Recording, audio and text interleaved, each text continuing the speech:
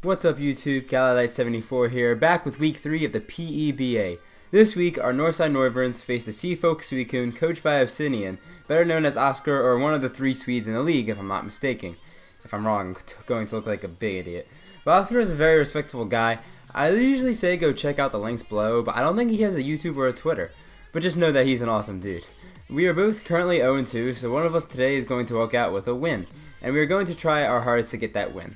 The time step will appear now if you want to skip the team builder as usual, and let's go over Oscar's team.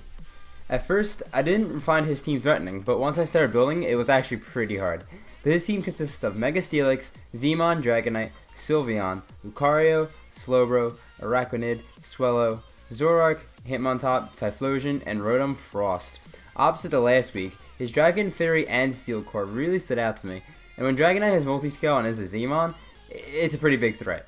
But the team I prepared, I feel confident with, as I am bringing his own mascot in Suicune, Mega Venusaur, Thundurus, Mantine, Gardevoir, and Crocodile. So our first Pokemon, as I just mentioned, is Suicune, our royal dog, his own mascot, 248 HP, 28 defense without bold nature, 228 special defense, and 4 speed, moves being Ice Beam, Toxic, Scald, and Substitute. With this investment in special defense, I can take Boom Bursts from Swellow, 2 of them. For the moves wise, I put Ice Beam for Dragonite and Swellow as they are threats to my team. Toxic for Slowbro and Araquanid so I can outstall them, I think at least.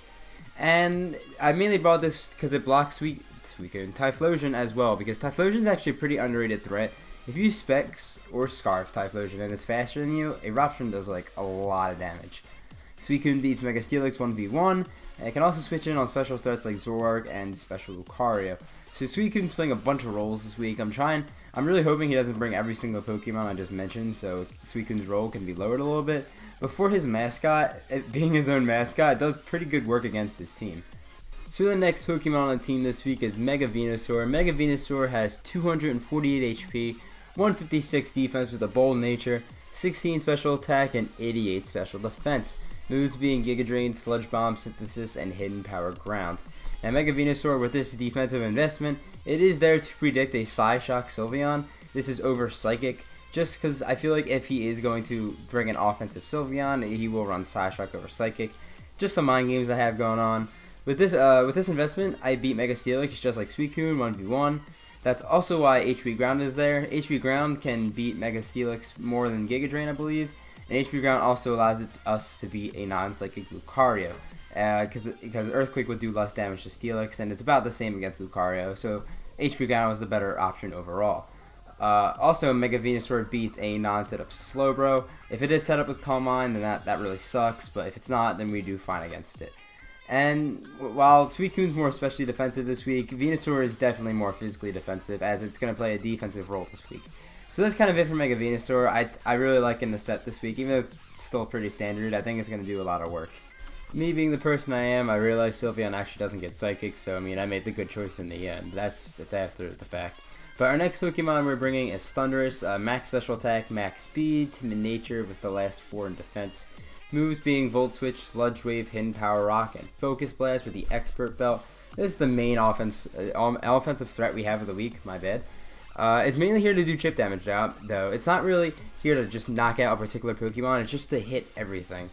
Volt Switch covers Araquanid, Slowbro, and Swellow, while it gives me momentum as well. HP Rock is for the Rotom and Typhlosion. It allows me to see if Typhlosion or Zoroark is Scarfed, since I am not Scarfed. Focus Blast was for the Steelix if I had to come down to that, even though I really hate using Focus Blast, because 70% accuracy is the most unreliable thing ever. But that's Thundurus' main job this week. It's very short, very simple and to the point, but it's still good because Volt Switch, again, really good momentum. I decided to run it because Volt Switch, I can use it on anything, I believe, besides Steelix, and again, Focus Blast, I guess. Because like if there was too many Pokemon not to Volt Switch in, I'd use U-Turn, but I think there was enough so that I could use Volt Switch, plus it hits a lot on his team too. So that's the Thundurus for this week. And the next Pokemon we have is Mantine. Mantine this week is holding the Wakanberry with max defense and 248 HP, with a calm nature in the last 8 in special defense. Moves being Scald, Roost, Air Slash, and Defog with Water Absorb. Now this beats Mega Steelix, but most importantly, this does beat the Araquanid. It's my main Araquanid counter this week. It also beats a non-Thunder Punch Lucario, which is always good. If it's got Thunder Punch, that's kind of the problem. And it can also handle a Boom Burst Swallow, which is another problem for the team this week. And last but not least, it also beats a defensive Hitmontop, which I'm preparing for. I don't think he'll bring an offensive Hitmontop, considering he has a Dragonite right there, ready to do all the offense for him. And a few other mons do the same thing as well. But that's Mantine for this week. Another really short Pokemon that only has like 1 or 2 rolls. But it's going to be important because it's very bulky on both sides still. So I can switch it over to take other defensive or especially defensive hits if necessary. Hopefully it won't have to be that way though, and it can just stick to the role of beating Araquanid and handling Hitmontop as well. Next we have Gardevoir with max special attack, max speed, timid nature with 4 defense, moves being Psyshock, Moonblast, Will-O-Wisp, and Wish. This is a pretty important Pokemon this week, as Trace is a very important ability I have. It's to spread Intimidate, or I can even gain Multiscale. And the one thing with Trace is that Trace doesn't copy an ability if it's Zoroark.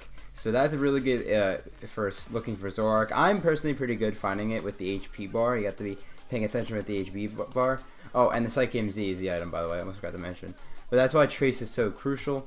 Will-O-Wisp is there, cripples a lot of Pokemon on his team, including Steelix, Dragonite, Hitmontop, Physical Lucario, and even sometimes Zoroark. So that's always an important move. I can Speed Type Dragonite at best. It's always good to have that, maybe just luck or whatever. This Oko's Dragonite if the rocks are up, but however I can't take a +1 Fly or a Z move, so I have to be a little bit careful with around Dragonite, but it does have a pretty good matchup against it. As I mentioned, the Psychium Z, it guarantees the kill on Hitmontop and Lucario. And I can't switch in on Zoroark or Swallow, but I can beat it one-on-one if I can get a clean switch in. So that's pretty important for Gardevoir. Swallow is very threatening, and so is Zoroark if I don't detect it for whatever reason. I did not Scarf Gardevoir because I did want the freedom of using Will-O-Wisp or even Wish if I have a chance to heal off Pokemon later. But that is the Gardevoir for this week, and our last Pokemon is Crocodile. Crocodile has max HP almost with 144 speed and 116 special defense with a jolly nature. Moves being Stealth Rock, Earthquake, Knockoff, and Stone Edge. Now with this it outspeeds Hitmontop and a non-speedy nature Dragonite. The rocks breaks Dragonite's Multiscale and it hurts Swallow, Araquanid, Typhlosion, and Rodon. So it does really good against his team, and any chip damage is usually just good anyway. And honestly, 90% of the time, I'm just going to click Knockoff, because getting rid of items on this team is very crucial, because I can cripple Pokemon severely against this team.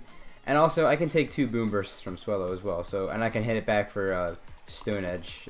Stone Edge. So that's good for Crocodile. And that is the team this week, and that was pretty quick with Crocodile, but that's kind of it. So that was a quick breakdown of the team this week. Swallow is looking like the most underrated threat, as I just mentioned, against my team, while Dragonite is one of the most noticeable ones. We will head into Pokemon Showdown now to watch our Week 3 battle, and we will break down the battle afterwards.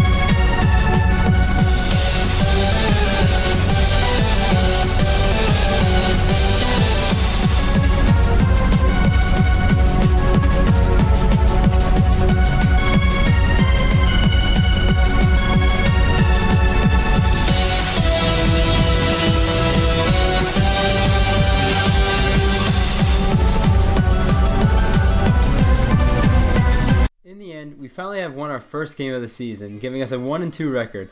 Our overall differential goes back up to -3, which is an improvement.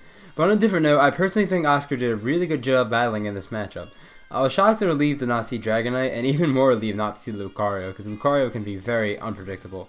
But now I'm going to go look over the battle and give my thoughts on what happened in a little more detail. So turn 1, we got very lucky right off the bat, as Rotom Frost was his best lead as I led Crocodile. I had to risk turn 1 already and hope he didn't stay in Blizzard because I really wanted my rocks up. And Venusaur wasn't Mega Evolved yet, so Blizzard would do a load of damage to it, if not knock it out. Luckily he switches and I get my rocks up. Knowing Hitmontop will Rapid Spin this turn, 2-2, I decided to stay in and knock off Hitmontop's Figgy Berry, which is pretty risky, but it worked out again, and I played risky very early in this game, so that's how it was. Going all the way to turn 6 now, I use Substitute on Mega Steelix to switch in so I can ensure I can figure out whatever Pokemon was coming in by being able to take a hit, and Sylveon was just that Pokemon. Turn 8, I decided to hard switch into Venusaur as I thought of a non-Mega Evolved Venusaur taking a Blizzard hurt my mind like crazy, and I also didn't this knowing Rotom would go off for Thunderbolt and a sub Suicune to break the substitute. Turn 10, I reveal HP Ground onto Steelix, doing a nice 36% to it as Steelix hits Venusaur for only a quarter of my health, so I would win that battle there.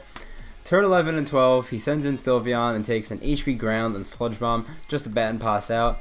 I didn't understand the purpose of the play at first, but I did see that Sylveon on the special type is straight up fat, so that's kind of annoying, but I know he's not really offensive, so that's good to know.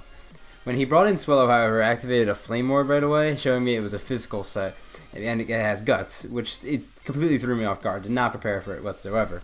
Turn 13, I switch in Mantine, but only for Swellow to go for U-turn as my rocks are not up anymore, and thus he gets a lot of momentum in that match. Turn 14 and 15, I decided to sack off Mantine while getting rid of the rocks he had set up on my side, and I was able to get this off as Rotom over-predicts on my Mantine, sorry I can't speak English, and goes for Blizzard first turn. At the end of 15, however, he uses Volt Switch giving me momentum, and I realized he sends in a Steelix with full health, and obviously he doesn't. The actual Steelix doesn't have full health as I hit it with HP Ground earlier, so that told me it was Zoroark in there. Turn 16 confirmed that thought as Steelix went for a U-turn and crits my Gardevoir, which is kind of annoying, and he switches into the actual Steelix, and Trace activated in that case, so that's how you know. Turn 17, I knocked out his Steelix with Gardevoir, while Gardevoir was only left with 23%. Next turn, I sacked off Gardevoir as I didn't really want anything taking a hit from Swellow, because Swellow was just a hard hitter. Turn 19, I went to Thundurus, starting a fat Volt Switch while bluffing my Scarf, because non-Scarf Thundurus is actually slower. Swellow can still OHKO Thundurus, so this was very, very dangerous point in the match. And luckily, he does switch into Rotom Frost, and I do go for the Volt Switch, and it allows me to bring in Mega Venusaur basically for free. Turn 20, he Volt Switches into Sylveon, which tells me he's trying to get into Swellow cleanly again. I went for the Sludge Bomb on the first turn, so when he switched in, Sylveon just took the Sludge Bomb straight up. And then the next turn, on turn 21, I knocked out the Sylveon. Skipping to turn 24 now, Hitmontop KOs my Crocodile with Close Combat, and knowing Gardevoir is fainted, Venusaur was my next best matchup. Turn 25, he reveals Aerial Ace, which is really good prep on his part, but luckily it only did 18% because Aerial Ace is only 60 base power, not stab. Venusaur's fat, so it doesn't do too much. I can heal up with Synthesis and knock it out with Giga Drain, which I do on turn 27. Turn 28 is one of the biggest turns of the game, as Venusaur lives on 1 HP, it's insane, and is finally able to KO the Swellow, which was absolutely huge, because then I would have to bring in Suicune and took a lot of damage, and I wasn't really trying to do all that. Turn 29, I sack up my Venusaur and bring in Thundurus against the Rotom Frost, knowing I'm faster and can KO with HP Rock as I do the next turn. Turn 31, I found out Zoroark is not Scarfed as I outspeed and do over half his Volt Switch, so knowing that, I can come back in later and finish off Zoroark and win the match anyway if Suicune can't do it if it gets flinched to death by Zoroark. But on turn 32, Suicune doesn't get flinched and finishes the job with Scald very ironically. And that is the game against Oscar. I think my prep was really good, especially with the HP Rock at the end, but that's besides the point. GG to him, it was a really fun battle. I apologize, I just speed through this end part really quickly. I'm not sure why I just rushed through it so much. It's just I usually do it in one take, so my throat kind of hurts by the end. But anyway, thank you everyone for watching. Next week we face J Creams and his Baytown Blue Shells. Yeah, that's it. So look out for that video. I'll see you there everyone, and have a fantastic day. See ya.